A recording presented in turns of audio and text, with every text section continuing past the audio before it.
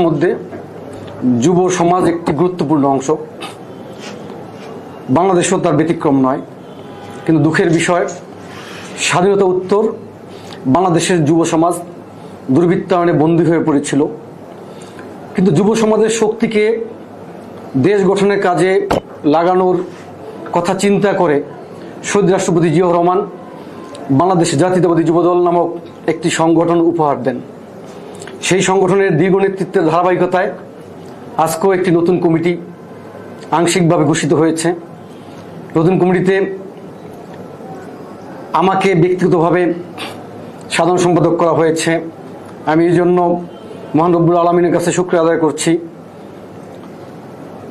পাশাপাশি দেশনেত্রী বেগম খালেদা জিয়া, তিনবারের প্রধানমন্ত্রী, যিনি অসুস্থ অবস্থায় হাসপাতালে রয়েছেন, হাসপাতালে থাকা অবস্থায়ও এদেশের মানুষের মুক্তির সংবাদ শোনার জন্য অধীর আগ্রহে অপেক্ষা করছেন। দেশনেত্রী বেগম খালেদা জিয়ার প্রতি এবং বিএনপি ভারপ্রাপ্ত চেয়ারম্যান, আমাদের সাংগঠনিক অভিভাবক দেশনায়ক জনাব তারেক রহমানের প্রতি আমি কৃতজ্ঞতা জানাচ্ছি। আসলে বাংলাদেশে যুব সমাজ যখনই আওয়ামী লীগ ক্ষমতায় আসে বারবার নিগৃহীত হয়। যুব সমাজের উদ্দেশ্যে বলা হয়েছিল ঘরে ঘরে চাকরি দেওয়া হবে, কিন্তু চাকরি কিন্তু দেওয়া হয়নি। বরং হতাশায় নিমজ্জিত হয়ে বাংলাদেশে অনেক যুবক বিদেশ পাড়ি জমাতে গিয়ে ভূমধ্য সাগর সহ বিভিন্ন সাগরে ডুবে মারা গিয়েছে। বৈধভাবে যারা যেতে পারছে কিছু কিছু গিয়েছে। এছাড়াও অনেকেই নিজেদের অবস্থাকে সমৃদ্ধ করার জন্য শেয়ার মার্কেটে বিনিয়োগ করেছিল। কিন্তু যখনই আওয়ামী লীগ ক্ষমতায় আসে শেয়ার মার্কেটে যুব সমাজ, যুবকরা কিন্তু সর্বশান্ত হয়। রাষ্ট্র কর্তৃক সেখানে যে শেয়ার মার্কেটে যে লুটপাট হয় তার শিকার হয় যুব সমাজ। যুব সমাজের সবচেয়ে বড় বঞ্চনা হচ্ছে গত 17 বছর পর্যন্ত বাংলাদেশের তরুণ বা যুব সমাজ যাই বলি, তারা কিন্তু ভোটাধিকার থেকে বঞ্চিত, রাষ্ট্রের চাকরি থেকে যেমন বঞ্চিত, রাষ্ট্রের বিভিন্ন বৈষম্যের শিকার হয়ে তারা সবচেয়ে বেশি নিগৃহীত। আমার বক্তব্য হচ্ছে যারা রাষ্ট্র কর্তৃক নিগৃহীত এবং বঞ্চনার শিকার, তারা শুধু ঘরে বসে ক্ষোভ প্রকাশ না করে তাদের দায়িত্ব হচ্ছে বর্তমান চলমান ফ্যাসিবাদ বিরোধী যে আন্দোলন দেশনায়ক জনাব তারেক রহমানের নেতৃত্বে চলছে, সে আন্দোলনে তারা নিজেদেরকে সামিল করা। তারা ঘরে বসে ক্ষোভ প্রকাশ করলে এই ফ্যাসিস্ট সরকারকে তো পতন ঘটানো খুব সহজ হবে না। তারা বরং রাজপথে যদি নেমে আসে এবং চলমান যে ফ্যাসিবাদ বিরোধী আন্দোলন রয়েছে, আন্দোলনে যদি তারা নিজেদেরকে সামিল করে, তাহলে রাজপথের আন্দোলন একসময় গণ অভ্যুত্থানে পরিণত হবে। আমাদের এই মুহূর্তে নতুন দায়িত্বের আমি মনে করি যে আমাদের চ্যালেঞ্জ হচ্ছে বাংলাদেশের যে লক্ষ লক্ষ যুব সমাজ রয়েছে, কয়েক কোটি যুবক রয়েছে, তাদেরকে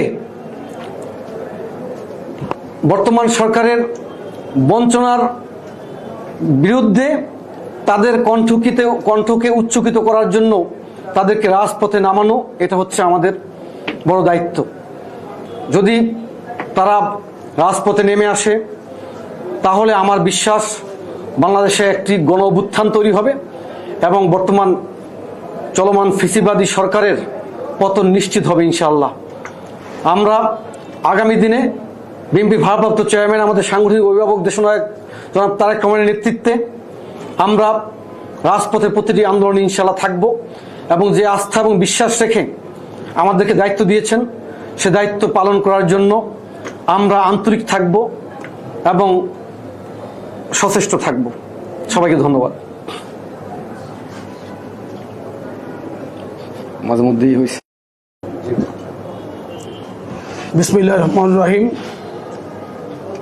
বিএনপি বাংলাদেশের অত্যন্ত জনপ্রিয় একটি দল। শহীদ রাষ্ট্রপতি জিয়াউর রহমান বহুদলীয় গণতন্ত্রের প্রবর্তক ছিলেন, আধুনিক বাংলাদেশের স্থপতি ছিলেন। উনি বাংলাদেশের মানুষকে একটি উন্নত বাংলাদেশ গড়ার জন্য শুধু স্বপ্ন দেখেন নাই, সেই স্বপ্নকে বাস্তবায়ন করার জন্য উনি অনেক পদক্ষেপ নিয়েছিলেন, যা এদেশের মানুষ তার সুফল ভোগ করেছিল। সেরকম একটি পদক্ষেপ ছিল বিএনপি নামক এই দলটির প্রতিষ্ঠা। জিয়া রহমান সাহেবের শাহাদাত বরণের পর দেশনেত্রী বেগম খালেদা জিয়া এই দলের বিএনপির হাল ধরেছিলেন। 9 বছর ব্যাপী উনি স্বৈরাচার এরশাদ সরকারের বিরুদ্ধে গণতন্ত্রের জন্য লড়াই করে আপোষহীন দেশ নেতৃত্বে পরিণত হয়েছিলেন। বাংলাদেশ আজকে একটি ক্রান্তিকাল অতিক্রম করছে। ক্রান্তিকালের এই বিশেষ অবস্থায় আজকে আমাদের প্রাণপ্রিয় দেশনেত্রী, বিএনপি চেয়ারপারসন দেশনেত্রী বেগম খালেদা জিয়া অনেক অসুস্থ অবস্থা, হাসপাতালে উনি চিকিৎসাধীন। এই ফ্যাসিবাদী আওয়ামী সরকার একটি মিথ্যা মামলায় 3 বারের সাবেক প্রধানমন্ত্রী আমাদের প্রাণপ্রিয় নেত্রী দেশনেত্রী বেগম খালেদা জিয়াকে অন্যায়ভাবে কারাদণ্ড দিয়ে আজকে জেলবন্দি করে রেখেছে। আমি দেশনেত্রী বেগম খালেদা জিয়ার নিঃশর্ত মুক্তির পাশাপাশি রাজপথে যুবদলকে কঠিন আন্দোলনের প্রস্তুতি নেওয়ার জন্য আমরা প্রস্তুত আছি। এরই প্রেক্ষাপটে আজকে জাতীয়তাবাদী যুবদলের কেন্দ্রীয় নির্বাহী কমিটির 6 সদস্যের আংশিক কমিটি ঘোষণা করা হয়েছে। বিএনপি ইতিমধ্যেই বাংলাদেশে দেশ, মাটি ও মানুষের জন্য লড়াই করছে। সেই লড়াই নেতৃত্ব দিচ্ছেন 18 কোটি মানুষের আশা আকাঙ্ক্ষার প্রতীক আমাদের প্রাণপ্রিয় অভিভাবক বিএনপির ভারপ্রাপ্ত চেয়ারম্যান দেশনায়ক জনাব তারেক রহমান। আমি আশা করি যুবদলের এই নেতৃত্ব বর্তমানে এই ফ্যাসিবাদী আওয়ামী সরকার সারা বাংলাদেশের সর্বগ্রাসী দুর্নীতির মাধ্যমে দেশের অর্থনীতিকে ভঙ্গুর করে দিয়েছে, বিপর্যস্ত করে দিয়েছে। আজকে বাংলাদেশের বিভিন্ন পাবলিক ইউনিভার্সিটির পরীক্ষা বলেন, প্রাইভেট পরীক্ষা বলেন, মেডিকেল পরীক্ষা, বিসিএস পরীক্ষা, প্রত্যেকটি পরীক্ষায় প্রশ্নপত্র ফাঁসের মাধ্যমে শিক্ষা ব্যবস্থা ধ্বংস করে দিয়েছে। চিকিৎসা ব্যবস্থা অনিয়মের মাধ্যমে ধ্বংস হয়ে গিয়েছে এবং আপনি আইন অঙ্গন বলেন, প্রত্যেকটি সেক্টর আজকে বিপর্যস্ত। এই অবস্থা থেকে উত্তরণের জন্য আমাদেরকে সমন্বিতভাবে এই সরকারের উৎখাতের জন্য আন্দোলনে যেতে হবে। আজকে মেধাবী ছাত্ররা বঞ্চিত হচ্ছে, কোটা মাধ্যমে তাদেরকে বঞ্চিত করা হচ্ছে। আমরা বাংলাদেশ জাতীয়তাবাদী যুবদল সমস্ত অন্যায় অনিয়মের বিরুদ্ধে বর্তমান যুব সমাজকে রাজপথে নামার আহ্বান জানাচ্ছি এবং আগামীতে জাতীয়তাবাদী যুবদল এই কমিটি তাদের সততা, সাহস এবং ন্যায়নিষ্ঠতার মাধ্যমে রাজপথে থেকে বিএনপি ভারপ্রাপ্ত চেয়ারম্যান দেশনায়ক তারেক রহমান যেই আন্দোলনের নেতৃত্ব দিচ্ছেন, ইনশাল্লাহ সেই আন্দোলনের ভ্যানগার্ড হিসেবে এই নেতৃত্ব যুবদলকে এগিয়ে নিয়ে যাবে ইনশাল্লাহ। আমি বাংলাদেশের মানুষকে, যুব সমাজকে বিশেষ করে আমি আহ্বান জানাচ্ছি এই ফ্যাসিস্ট সরকারের বিরুদ্ধে রাজপথে আন্দোলনে সামিল হওয়ার জন্য। সকলকে আমি ধন্যবাদ জানাচ্ছি। জাতীয়তাবাদী যুবদলের আংশিক কমিটিকে আজকে যারা অভিনন্দন জানিয়েছেন তাদের প্রত্যেককেই আমি ধন্যবাদ জানাচ্ছি। আমি এবং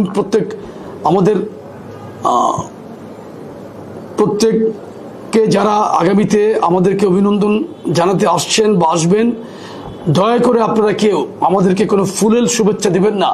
এই মুহূর্তে দেশনেত্রী বেগম খালেদা জিয়া অত্যন্ত অসুস্থ অবস্থায় হাসপাতালে আছেন। আমরা দেশনেত্রীর সম্মানার্থে সমস্ত প্রকার ফুলেল অভিনন্দন থেকে আমরা সিদ্ধান্ত নিয়েছি আমরা কোনো ফুলের শুভেচ্ছা গ্রহণ করব না। আপনারা যেহেতু রাজনীতি একটি পারস্পরিক সম্পর্কের সেতুবন্ধন, আপনারা আসবেন, আপনাদের সাথে আমরা আলাপ আলোচনার মাধ্যমে দলকে এগিয়ে নিয়ে যাওয়ার ক্ষেত্রে যেটা দরকার সেটাই আমরা করব ইনশাল্লাহ। আপনাদের সহযোগিতায় আমাদের অভিনন্দনের জন্য পথে হয়ে থাকবে ইনশাল্লাহ। সকলকে ধন্যবাদ। দেশনেত্রী বেগম খালেদা জিয়া জিন্দাবাদ, শহীদ রাষ্ট্রপতি জিয়াউর রহমান অমর হোক, বাংলাদেশের প্রাণ দেশনায়ক তারেক রহমান জিন্দাবাদ। ধন্যবাদ সকলকে। যদি কোনোটা কাটতে হয় হ্যাঁ ভাইয়া, 1 মিনিট।